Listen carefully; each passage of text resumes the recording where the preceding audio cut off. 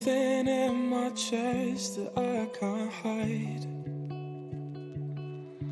When feelings get involved, I'm terrified. 'Cause I've been here before and said goodbye. Oh,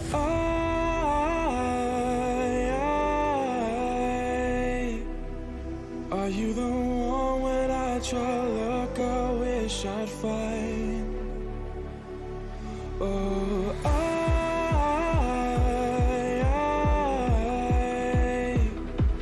how can I love when I've been hurt 100 times? For you, I give it one more try.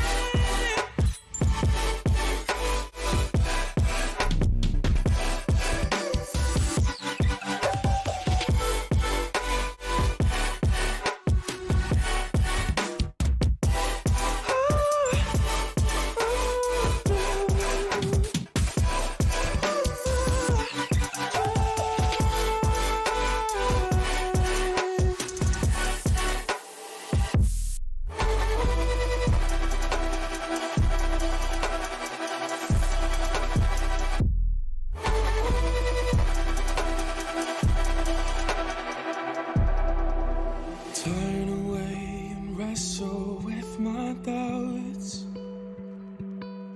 Oh, I leave them all behind, but don't know how. Bury my head deep within the crowd, but I'm reaching for your hand to pull me out. Oh,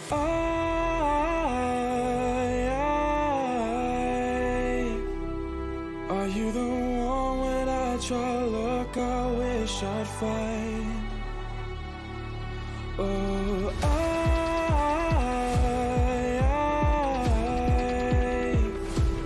how can I love when I've been hurt 100 times?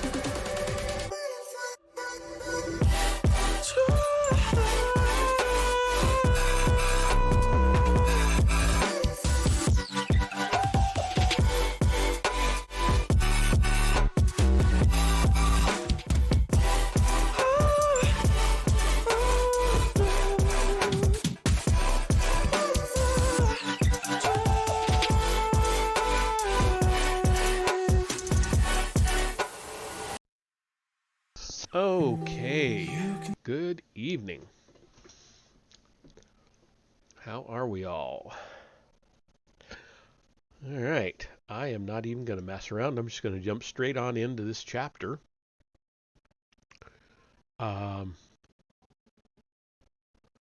It looks like it's 13 pages. Well, more than that, actually. It's 26 pages, because they're double pages, of course. The way I have it set up, anyway. So, 26 pages, but these are short pages. So, all right. Anyway, we are on chapter 3 of The Old Republic Deceived. We'll just jump right on in. Malgus surveyed the ruin. The shell of the dropship still smoked and burned in places.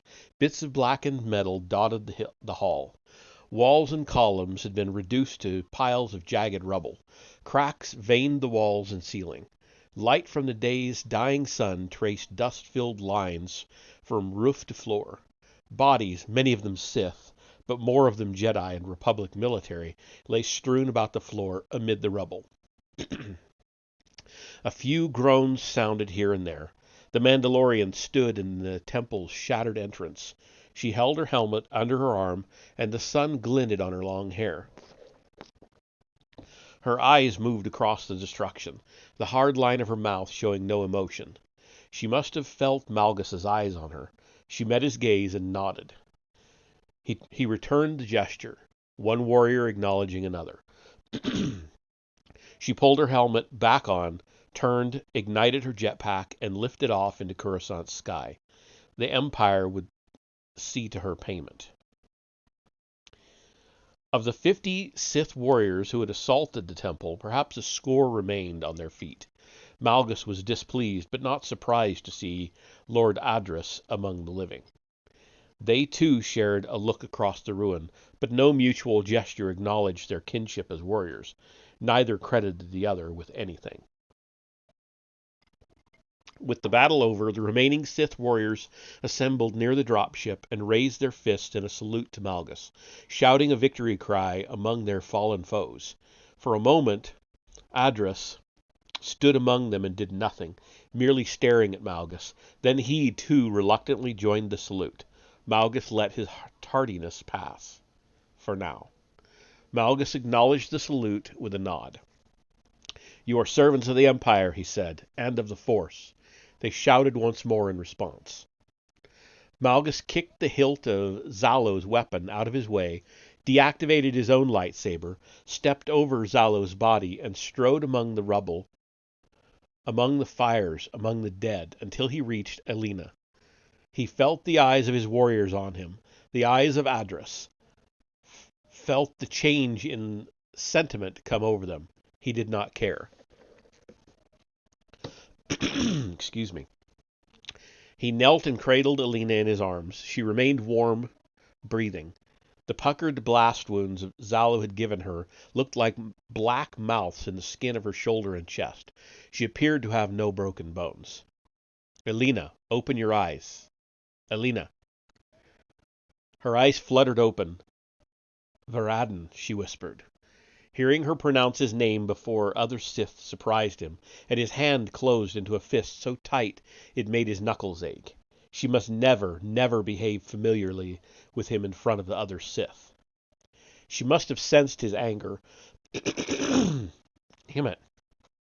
For she blanched, cowered, staring at his closed fist, her eyes wide. That she understood her transgression diffused his anger. He unrolled his fist and extended his hand. "Can you stand?" "Yes, thank you, Master." He lifted her roughly to her feet, heedless of her wounds. She winced with pain and leaned on him. He allowed it. Her breath came in pained gasps. "Summon a medical team from Steadfast," he ordered Adris. Adris's eyes narrowed. No doubt he thought the task beneath him. "You heard Darth Malgus," Adris said to a nearby Sith warrior. "Summon a medical team." "No," Malgus said. "You do it, Adris."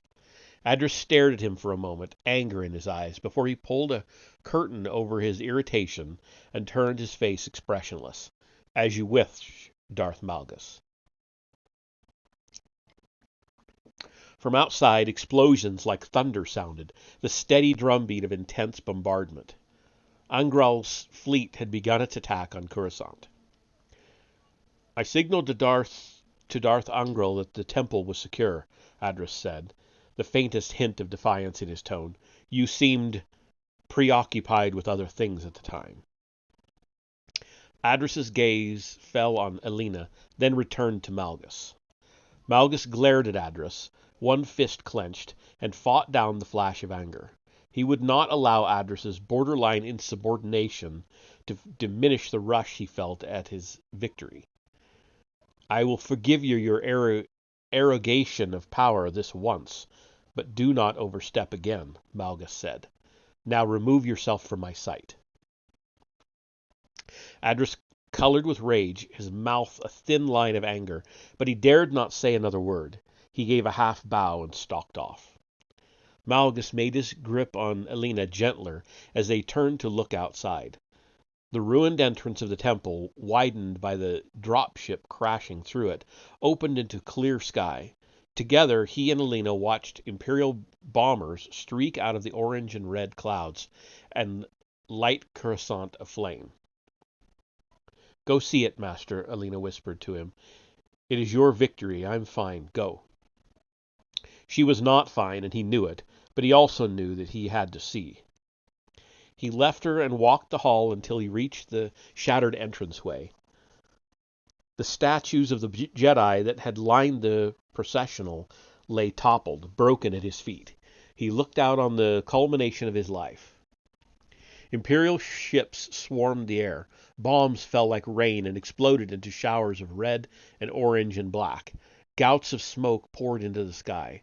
The few native speeders that remained in the air were pursued by Imperial fighters and shot down. Hundreds of fires filled Malgus's field of vision. A skyrise burned, a pillar of flame reaching for the heavens. Secondary explosions sent deep vibrations moaning through the ground. Malgus occasionally caught the sound of distant, panicked screaming. A handful of Republic fighters got airborne, but they were quickly swarmed by Imperial fighters and blown from the sky. He opened a communication channel to Darkness, Angral's command cruiser. Darth Angral, you have heard that the Jedi Temple is secure. The sound of a busy bridge served as background noise to Angral's response. I have. You have done well, Darth Malgus. How many warriors died in the assault? Adris did not tell you? Angral did not answer, merely waited for Malgus to answer the original question. Perhaps 30, Malgus said at last. Excellent. I will send a transport to pick up you and your men. I would rather you wait. Oh? Yes, I wish to see Coruscant burn. I understand, old friend. I will ensure the bombers spare the temple, for now. The channel closed, and Malgus sat down cross-legged in the doorway of the temple. Soon several of the Sith warriors took station around him. Together they bore witness to fire. In less than half a standard hour, an Imperial medical transport cut through the smoke and flame and other Imperial ships that filled the sky to set down in a cloud of dust on the large processional outside the Jedi Temple. The two pilots, visible through the transparent steel of the cockpit, saluted Malgus. A belly door slid open, and two men in the gray and blue of the Imperial Medical Corps hustled down the ramp. Both carried cases of supplies and instruments, and both had the soft physiques of men who, despite their warrior training, had not seen hard work in some time. Bipedal medical droids, their polished silver bodies reflecting the fires burning in the cityscape, walked behind them, each pulling a treatment cart with a tri-level gurney behind it. Malgus rose and approached them. The doctor's eyes widened at his appearance. His scarred mane alarmed most, and they gave crisp salutes. There are several wounded within, Malgus said. The Twi'lek female is my servant. Care for her as you would me. An alien, my lord? Asked the older of the two men, his jowls dotted with a day's growth of gray beard. As I'm sure you know, Imperial medical facilities in theater are restricted. Malgus took a step toward him, and the doctor's mouth snapped shut. Care for her as you would me. Do you understand? Yes, my lord, the doctor said, and the medical team hurried past. More explosions rocked the urban landscape. A bomb struck a power station, and an enormous flare of plasma jetted half a kilometer into the sky. A flight of ISF interceptors, notable for their bent wings, streaked over the temple. The Sith around him cheered. Alina emerged from the temple, her mouth tight with pain. The doctor trailed after her, worry creasing his brow. Please, mistress, the doctor said, eyeing Malgus with terror. Please. Alina's eyes widened as she took in the scale of the bombardment, the destruction. Malgus stepped before her. Go with the doctors, he said. There's an Imperial medical ship, Steadfast, in orbit, with the rest of the cruiser fleet. Await me there. I will come when I am finished here. I do not require care, master.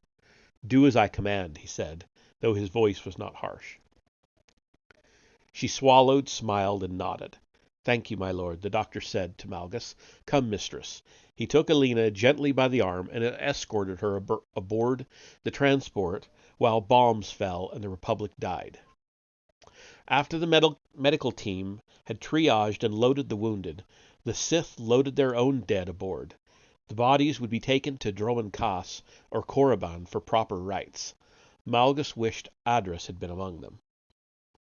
After the transport lifted off, Adris, masked once more, came to Malgus's side. What of the Jedi bodies? Adris asked. Malgus considered. The Jedi had fought well, especially Zalo. They misunderstood the Force, but he nevertheless wished to treat them honorably. Make the temple their tomb. Bring the whole thing down. I will request a bomber to... Malgus shook his head and turned to Adris. They stood about the same height, and Adris did not quail before Malgus's appearance. No, Malgus said. There are more than enough explosives still on the dropship. Use them. This is an order, my lord? Malgus held his calm with difficulty. Sish should destroy the Jedi Temple, not Imperial pilots. Do you agree? Do you disagree, Adris? Adris seemed not to have considered this. Malgus was not surprised. Adris, too, misunderstood the Force, and he had little sense of honor. Still, he did as he was told. It will be done, my lord. Presently, the charges were set, and Malgus held a remote detonator in his hand. He eyed the temple one last time. Its towers, the stacked tiers of the central structure, the toppled statues, the great entryway made into a rough and jagged sneer by the passage of the dropship. The rest of his Sith forces stood gathered around him. Should we remove to a safe distance? Adris asked. Malgus regarded him with contempt. This is a safe distance. We are 20 meters away from the entrance, Adris said.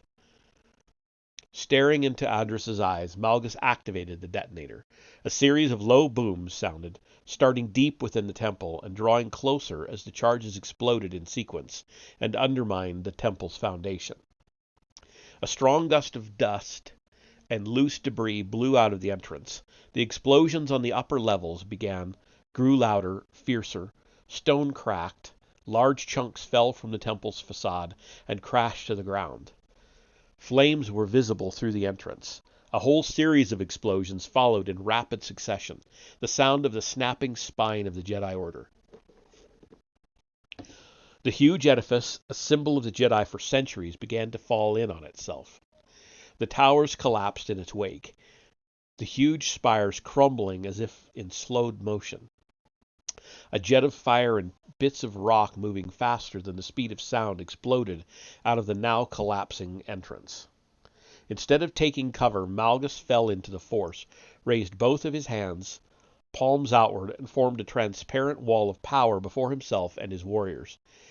His fellow Sith joined him, mirroring his gesture, mirroring his power.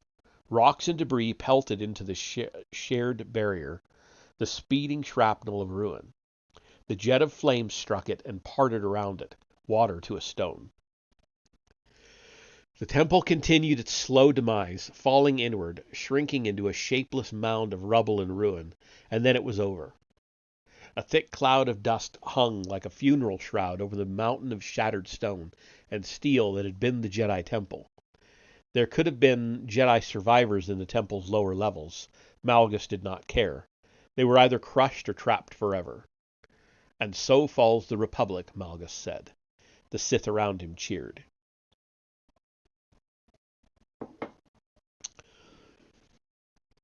No one among the Republic delegation to Alderaan spoke until he had cleared the hall. No one seemed to know what to say. Aeryn struggled to keep her collective emotional turmoil at bay. Like her, they were bouncing randomly among grief, rage, and disappointment. Even Darnalla was struggling to stay centered, though she appeared outwardly calm. Darnalla finally broke the silence, her tone, at least, all business. We need to reach Master Zim as soon as possible. I need his counsel. How can we be sure he's alive? Satele asked. If Coruscant has fallen. As one of the delegation faltered, Sio and Aeryn shared a look of shock. It had not occurred to Aeryn that Master Zim, too, might have been lost. I would have felt it if he were dead, Darnalla said, nodding as if to assure herself. Arrange a secure communications link, Satele. Yes, Master Darnalla. No one is to leave here, Darnalla said to all of them. Aeryn saw that the Master's eyes were bloodshot. When word of the attack reaches the public, the press will want comment. We are to give none until we have settled on our course. I will speak for this delegation for now. Agreed? All nodded, even Senator Amris. This will ultimately be a decision for the Republic to make, Senator, Darnalla said. The Jedi will advise, of course. Amris slouched when he spoke, weighed down by events. I will discuss matters with the acting head of the Senate, he said. The Senate may not exist as of today, Darnalla said. You may have to act in its stead. Your advisors here can assist you. We will support you in whatever decision is ultimately made. Worry lines creased Amris's forehead. He swallowed, nodded. They walked through the empty corridors, despondent. The High Council building had been vacated for the negotiations. Even the Alderaanian guards, typically stationed within the structure, had been relegated to posts outside, though the windows looked out on courtyards of manicured grass and shrubs, gently flowing fountains, and elegant sculptures. Aeryn, nevertheless, felt as if they were walking through a tomb. Something had died within the building. Her thoughts churned. All of them seemed to be on the edge of saying something, yet no one said anything. Aeryn finally gave voice to what she imagined all of them must be thinking. We cannot let this aggression stand, Master. Satele and Sio made small nods of agreement. Darnalla stared straight out a window at the Alderaanian countryside. I fear we will have no choice. The Chancellor is dead. Dead? Aeryn asked. We saw it happen, Satele said, nodding, her voice tight. He said an Imperial fleet attacked Coruscant. It seems the attack focused on the Senate and the Jedi Temple. I doubt they stopped there, Amris said. There were Padawans in the temple, Sio said. Satele continued. We have no idea of the numbers of the Imperial forces or what other damage they may have wrought. We cannot surrender Coruscant, Aeryn said. The statement appalled everyone into silence. I agree, Darnalla said at last. It should not come to that. Should not? Sio asked. Aeryn could scarcely believe what she was hearing. The Jedi had been duped, had failed in their charge to protect the Republic. Master Zim would have foreseen the Sith plan. Should have foreseen the Sith plan. She stared out the windows as they walked, barely seeing the Alderaanian landscape, the nearby river. She had fought Imperial forces on Alderaan, had beaten them into retreat. She wanted nothing more than to fight them again now. Darnalla's voice brought her back to the present. How did you know the Sith had attacked Coruscant before we exited the negotiation room, Aeryn? I didn't, Aeryn admitted. Not with certainty. I only knew that... She tried and failed to keep the emotion from her voice. Master Zalo had been killed, and when I saw the look in the eyes of the Sith... Sio moved a step closer to her, as if he would protect her from her grief. Master Zalo is dead, then, Darnalla said, stiffening. Her words sounded tight, the grief leaking through her control. You are certain? Aeryn nodded, but said nothing more, simply built a wall of her will to hold back tears. Sio seemed to want to offer her comfort, but instead he did nothing. We all mourn him, Aeryn, Darnalla said, and the others lost today. Aeryn could not keep the anger from her voice. Yet you would have us return to negotiate with those who did this? Darnalla stopped in her tracks, turned to face Aeryn. Aeryn knew she had overstepped. Darnalla's voice remained level, but the heat in her eyes could have set Aeryn afire. There are billions of people on Coruscant, children. Their lives depend on us acting judiciously, not rashly. Your emotions are controlling your tongue. Do not let them control your thinking. She is right, Aeryn, Senator Amris said, and put a hand on Aeryn's shoulder. We must think of the good of the Republic. Aeryn knew both of them were right, but it did not matter. She would get justice for Master Zalo one way or another. Forgive me, Master, she said. Senator. I understand, Darnalla said, and the group started walking again. I understand all too well.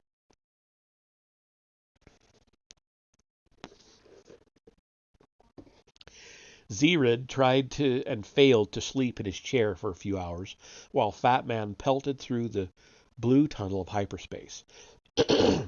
Instead, he worried over his next job. More, he worried about the job after that, and the one after that. He worried about his daughter, about how she'd get the care she needed when he saw it as inevitable now, died on one of his jobs. The hole he lived in seemed to be getting deeper all the time, and he got no closer to digging his way out. The instrumentation beeped a signal to indicate the end of the jump. He detinted the cockpit canopy as the ship came out of hyperspace, and blue gave way to black. The ball of Volta's star burned in the distance. Volta was visible through the canopy, its dayside shining like a green and blue jewel against the dark of space. Arriving in Volta's system made him feel immediately lighter. The part of him that kept work at bay reasserted itself. The thought of seeing Ara always did that for him. He engaged the engines, and Fat Man sped through the empty space between him and his daughter. When he neared the planet, he turned the ship over to the autopilot and waited for planetary control to ping him. While waiting, he called up a news channel on the holonet. His small in-cockpit vidscreen showed images of the peace negotiations on Alderaan. He'd forgotten about them. Since mustering out, the war between the Empire and the Republic had become little more than background noise to him. He knew Havoc Squadron had accounted well for itself on Alderaan, but not much more. Footage of the Sith delegation entering the council building filled the screen. Commentary, then footage of the Jedi delegation doing the same. He thought he saw a familiar face among the Jedi. Freeze picture and magnify right. The vid screen did as he ordered, and there she was. Erin Lanier. She still wore her long, sandy hair loose, still had the same green eyes, the same hunched posture as if she were bracing herself against a storm. Which she was, Zerid supposed, given the keenness with which she felt the emotions of those around her. He hadn't seen her in years. They had become friends during the months they'd served together on Balmorra. He'd come to know that she could fly pretty well and fight very well. He respected that, and because he fought pretty well and flew still better, he thought she had respected him. She never drank with Zerid and the commandos, but she always hit the cantina with them, just watching them. Zerid had assumed she came along because she liked the emotional temperature of the commandos when they drank, relief and joy at having survived another mission. She always had an openness to her face, an expression in her eyes that said she understood. Her openness had drawn drunk soldiers like sweet flies to nectar honey. They'd wanted to look in her eyes and confess something. Zerid imagined it must have been exhausting for her, and yet she'd always been there for them, every time. The vid cut to a shot of Coruscant, and the commentator said, "Until today, when an attack..." The ship's comm unit chimed. Receipt of a signal, and Zerid killed the vid. Expecting planetary control, he reached for it but stopped halfway when he realized it was the encrypted subspace channel he used with the exchange. He considered ignoring the hail. Speaking to Orin so near to Volta would soil his reunion with Ara. He did not want business on his mind when he saw his daughter. The steady red blink of the hail continued. He relented, cursed, and hit the button to open the channel. Hit it so hard that he cracked the plastoid. He tensed for what he would hear. "What?" he barked. For a moment, Orin said nothing. Then, "If voice analysis didn't show it to be you speaking, I might have assumed I'd hailed someone else. I have something else on my mind right now." "Oh?" Orin paused, as if awaiting a more thorough explanation. Zerid offered none, so Orin continued. "As I alluded to before, I have something urgent. Delivery requires someone with extraordinary piloting skills. Someone like you, Z-Man." "I just finished a job, Orin. I need time. This job will wipe your slate clean." Zerid sat up in his chair, not sure he'd heard correctly. "Say again?" You heard me. Zirid had heard him. He just couldn't believe it. Mere hours ago, he imagined he could never get clear of the exchange. Now Orin was offering him just that. He tried to keep his voice steady. This just a drop? It is a drop. What's the cargo? He tried not to choke on the next word. Spice? Yes. Where is it going? He figured it had to be heading to some seriously hot hole of a planet for Orin to have offered to clear his debt. Coruscant. Orin pronounced the name reluctantly, as if he expected Zirid to balk. That's it? Did you hear what I said? I did. You said Coruscant. So what's the catch? The catch? Coruscant ain't exactly a hot LZ. It's a vacation compared with what I'm used to. So what's the catch? You haven't caught the holo? I've been in hyperspace. Of course, Orin chuckled. The Empire attacked Coruscant. Zirid leaned in close, once more not sure he had heard correctly. Orin's simple statement and the flat tone in which he delivered it did not seem to have the wherewithal to carry the import of the words Zirid thought he'd heard. Repeat. There were peace negotiations taking place on Alderaan. I just saw them on the holo. What do you mean by attacked? I mean attacked. An Imperial fleet is in orbit around the planet. Imperial forces occupy Coruscant. No one knows much else because the Empire is jamming communications out of Coruscant. Zirid's thoughts still could not quite wrap around the idea. How could the Empire have attacked any of the core worlds, much less the capital? How could they have gotten past the defense grid? It doesn't make sense. I neither know nor care about the particulars, Z-Man, though I gather it was the surprise attack that occurred right in the midst of the peace negotiations. If nothing else, one can appreciate the Empire's boldness. You fought against the Empire, didn't you, Z-Man? Zirid nodded. He had traded shots with Imperial forces many times, originally as a commando in the Republic Army, then as whatever he was now. For a moment, he flashed on the ridiculous notion that he should re-up with the army. He chided himself for stupidity. You can get the rest from the holo, Orin said. Meanwhile, start planning for this drop. The drop, right. You want me to fly a ship full of spice into a freshly conquered world occupied by the Empire. You said they locked down comm traffic. They'll have orbital traffic to a minimum. 2. I can't sneak through that. Even flying dark, they'll blow me out of space. You'll find a way. I'm open to suggestions. I have faith you'll figure something out. At the least, we should wait until matters settle. The Empire will probably allow regular commercial traffic, ship traffic, to resume in a week or so. At that point, that will not work. It's got to work. No, the cargo needs to move immediately. Zirid was starting to like things less and less. His sense of smell picked up something turning to rot. Why? You don't need to know. I do if I'm hauling it, which I haven't even decided yet. Orin fell silent for a moment. Then, this is Engspice. Okay. Zirid blew out a sigh. No wonder the job would wipe his slate clean. Chem-engineered spice was not only especially addictive, it also altered users' brain chemistry, such that only more of the same brand of Engspice could satisfy their need. Mere spice would not do. Dealers called Engspice the leash, because it gave them a monopoly over their users. They could charge a premium, and did. We have a buyer on Coruscant whose supply is running low. He needs this order to get to Coruscant quickly, Empire or no Empire. You know why. Zirid did know why. Because if the users can't get their brand of Engspice, they'll go through withdrawal, and if they get through that, they break their addiction to the brand, and our buyer loses his market. His concern over this is great, understandably. Which means the exchange got to name its price. Which works well for you, Z-Man. Don't sound so contemptuous. Zirid chewed the corner of his lip. He felt a bit nauseated.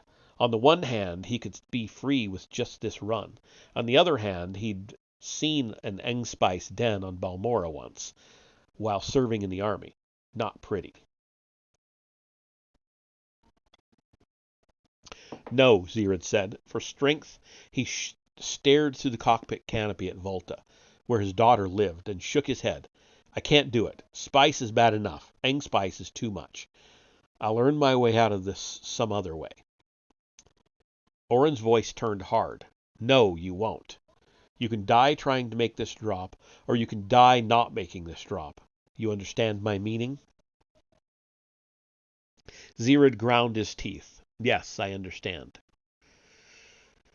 I'm glad. Look at it this way. If you make the drop, you're even with the exchange. Maybe you even walk away, huh? If you don't make the drop, you're dead, and who cares?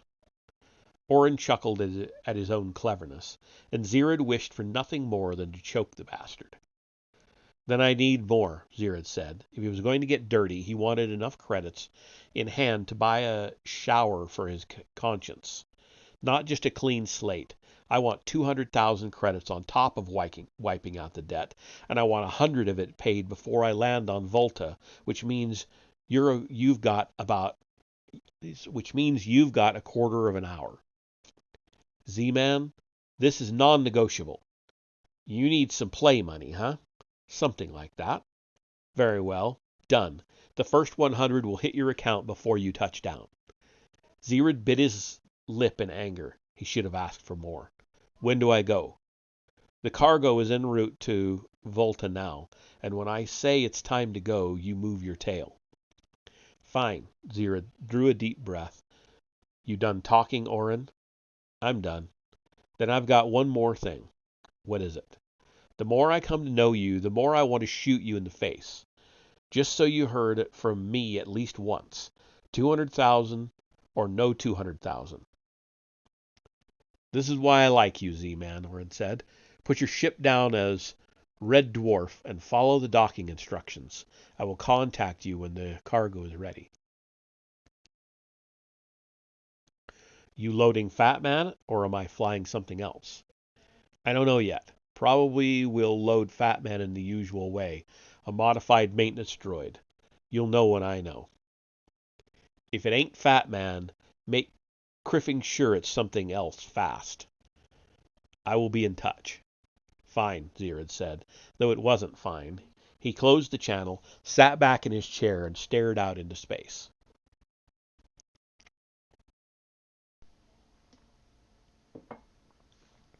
Darnala dismissed Aaron and Sio,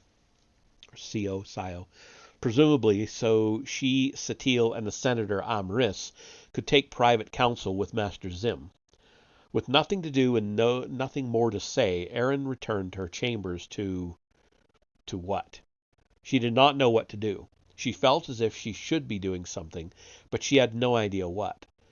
So she ate without tasting, paced the floor, and meditated, trying to keep the pain at bay by staying busy. When that did not work, she checked the holonet for news. Unsurprisingly, the reports were filled with breathless speculation about the Imperial attack on Coruscant and what it meant for the peace negotiations. She could not bear the sound of the newscasters, so she muted the vid screen.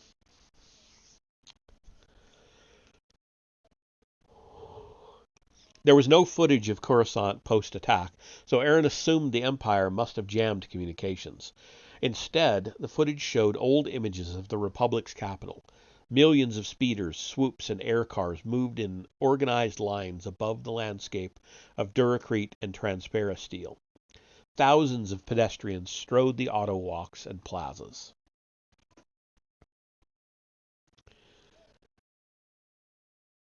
The image changed to a view of the Jedi Temple taken from an airborne recorder. Aaron could not take her eyes from the image. The towers, the tiered layers of the structure, towering statues of old masters, lightsabers pointed skyward, lined the broad avenue that led to the enormous doors to the temple. She remembered the sense of wonder she'd felt walking under those statues for the first time, side by side with Master Zalo. She'd been a child, and the temple and the statues had seemed impossibly big. "This will be your home now, Aaron," Master Zalo said, and smiled at her in his way. She wondered how the temple looked now after the attack, wondered if it even still stood. She imagined Master Zalo commanding the Jedi Knights and Padawans, fighting Sith warriors in the shadows of those statues, just as she had fought the Sith warrior in the midst of the Alderaanian statues. She imagined him falling, dying. Tears welled anew. She tried to fight them, but failed. She could not level out her emotional state. Wasn't even sure she wanted to. The pain of Master Zalo's death was all she had left of him. A thought struck her, and the thought transformed into an urgent need, an idea rooted in her mind, in her gut, and she could not unseat it. She wanted to know the name and face of Master Zalo's murderer. She wanted to see him. She had to see him. And if she could see the Sith, learn his name, then she could avenge Master Zalo. The more she pondered the notion, the more needful it became. But she could learn nothing on Alderaan as part of a peace negotiation. She knew what Zim, Darnala, and Amris would decide, what they must decide. They would put up a show of negotiating, then they would accept whatever terms the Sith offered. They would betray the memory of Master Zalo, of all the Jedi who had fought and fallen at the temple. It was obscene, and Aaron could not be party to it. Unable to contain her emotion, she shouted a stream of expletives, one after another, a wide and long river of profanity of the kind she had not uttered since her adolescence. Moments later, an urgent knock sounded on her door. "Who is it?" she called, her voice still rough and irritable. "It is Sio. Are you... well, I heard..." It was the vid, she lied, and powered off the vid screen. "I want to be alone now, Sio." A long silence, then, "You don't have to carry this alone, Aaron." But she did have to carry it alone. The memory of Master Zalo was her weight to bear. "You know where to find me," Sio said. "Thank you," she said, too softly for him to hear. She passed the hours in solitude. Day gave way to night, and no word came from Master Darnala or Satele. She tried to sleep, but failed. She dreaded what the morning would bring. She lay in her bed, in darkness, staring up at the ceiling. Alderaan's moon, gibbous and hazy, rose and painted the room in lurid light. Everything looked washed out, ghostly, surreal. For a moment she let herself feel as if she'd stepped into a dream. How else could matters have transpired so? How else could the Jedi have failed so? Master Darnala's voice replayed in her mind over and over. "I fear we will have no choice." The pain of the words came from the fact that they were correct. The Jedi could not sacrifice Coruscant. The Republic and the Jedi Council would accept a treaty. They had to. All that remained was to negotiate terms that must be favorable to the Empire. In the end, the Empire's betrayal, the Sith betrayal, would be rewarded with a Jedi capitulation. While Aaron recognized the reasonableness of the course, she nevertheless could not shed the feeling that it was wrong. Master Darnala was wrong. Senator Amris was wrong. Such a thought had never entered her mind before. It, too, brought pain. Everything had changed for her. Her fists balled with anger and grief, and she felt more shouts creeping up her throat. Breathing deeply, regularly, she sought to quell her loss of control. She knew Master Zalo would not have approved it. But Master Zalo was dead, murdered by the Sith. And soon he would be failed by the Order, his memory murdered by political necessity. Her mind walked through memories of Master Zalo, not of his teachings, but of his smiles, his stern but caring reprimands of her waywardness, the pride she knew he'd felt when she was promoted to Jedi Knight. Those were the things that had bonded them, not pedagogy. The hole that had opened in her when she'd felt his death yawned still. She feared she might drain away into it. She knew the name of the hole. Love. She'd loved Master Zalo. He'd been a father to her. She had never told him, and now she never could. Losing something she loved had ripped her open in a way she had not expected. The pain hurt, but the pain was right. The Order had brought a galaxy in which good capitulated to evil, where human feelings, Erin's feelings, were crushed under the weight of Jedi non-attachment. What good was any of it if it brought matters to this? Her racing thoughts lifted her from bed. She was too restless for sleep. She put her feet on the carpeted floor, hung her head, tried to gather the thoughts bouncing chaotically in her brain. She realized that she still wore her robes, not her nightclothes. She crossed the room and stepped through the sliding doors to her balcony. The brisk wind mussed her hair. The scent of wildflowers and loam saturated the air. Insects chirped. A night bird cooed. It would have been peaceful under other circumstances. 100 meters down, the Alderaanian landscape unrolled before her, a meadow of tall grasses, shrubs, and slim apo trees that whispered and swayed in the breeze. She could not see the walls of the compound through the vegetation. It was beautiful, Erin allowed, but she still had the sense that she was standing at the scene of a crime. The cool night air and calm setting did nothing to assuage the feeling that the Jedi had failed catastrophically. She gripped the top of the balcony so tightly that it made her fingers ache. Beyond the compound, in the distance, the surface of a wide, winding river shimmered in the moonlight. The running lights from a few boats dotted its surface. She watched their slow, hypnotic traverse over the water. The sky, too, was dotted with traffic.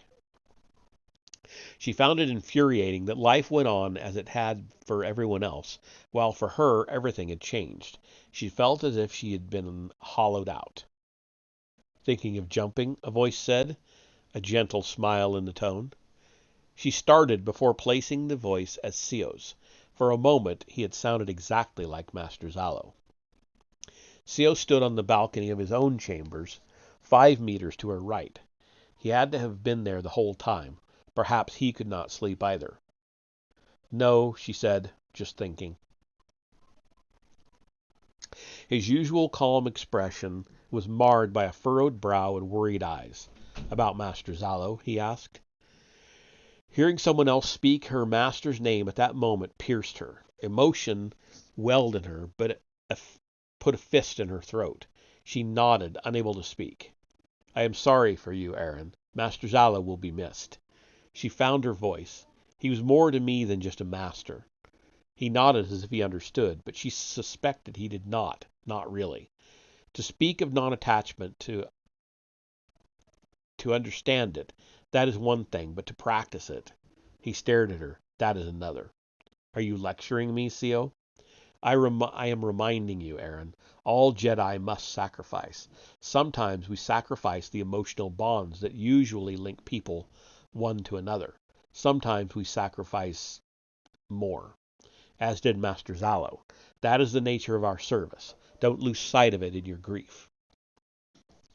She realized that there was more separating her from Sio than 5 meters of space. Her grief was allowing her to see for the first time. You do not understand, she said. For a time he said nothing, then, maybe I don't, but I'm here if you need to talk. I am your friend, Erin. I always will be. I know that. He was silent for a moment, then stepped back from the edge of the balcony. Good night, Erin. I'll see you in the morning. Good night, Sio. He left her alone with her thoughts, with the night. Sacrifice, Sio had said. Erin had already sacrificed much in her life, and Master Zalo had sacrificed all. She did not turn from sacrifice, but sacrifice had to have meaning. And she saw now that it had all been for nothing. Always she had quieted her needs, her desires, under the weight of sacrifice, non-attachment, service. But now her need was too great. She owed Master Zalo too much to let his death go unavenged. Darnalla and Zim and Amris and the rest of them could accede to onerous Sith terms to save Coruscant. That was a political matter. Erin's matter was personal, and she would not shirk it. She returned to her room and flicked on the vid screen. More commentary on the attack. A Sarian pundit offering his analysis of how it changed the balance of power in the peace negotiations. Erin watched the vids to distract her, barely saw them. Vids. Vids, she said, sitting up. The temple's surveillance system would have recorded the Sith attack. If she could get it to it, she could see Master Zalo's murderer. Assuming the temple still stood. Assuming the recording had not been discovered and destroyed. Assuming the Jedi did not surrender Coruscant to the Empire. It should not come to that, Master Darnalla had said. Should not. Erin would not leave her need to chance, not this time. She was thinking of jumping after all. Having made the decision, she knew she had to act on it immediately or let doubt assail her certainty. She rose, feeling light on her feet for the first time in hours. She gathered her pack, tightened her robes, and stepped back out onto the balcony. The wind had picked up. The leaves hissed in the breeze. The next step, once taken, was irrevocable. She knew that. She spared a glance at Sio's room, saw it was dark. Heart racing, she turned and leapt into the open air, following her thoughts groundward, untethered from the order, from non-attachment, from everything save her need to right a wrong. Using the force to slow her descent, she hit the ground in a crouch and sped off. No one had seen her leave, and no one would mark her absence before dawn. She would be at her ship and gone well before that.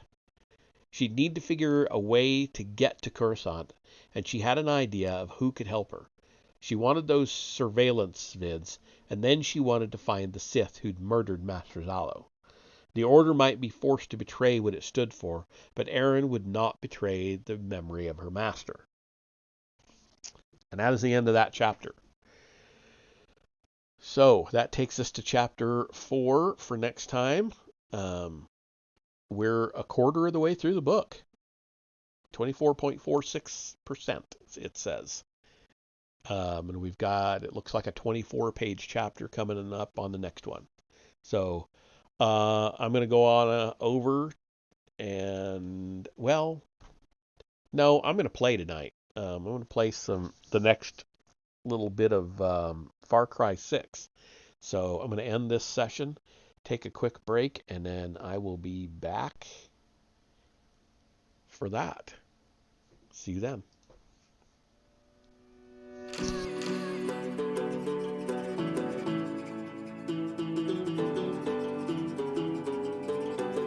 My heart is beating. I know the pieces. One is broken, one is beat. Because I have seen the bar. I have known sorrows about it. I didn't have anything to say. Follow your heart. Don't take it. Leave it behind. Someone will break. I left you my heart. What did you do? You used to abuse. You left me soft. Was my love? Was it that? You have no answers. Don't know without you. How relax.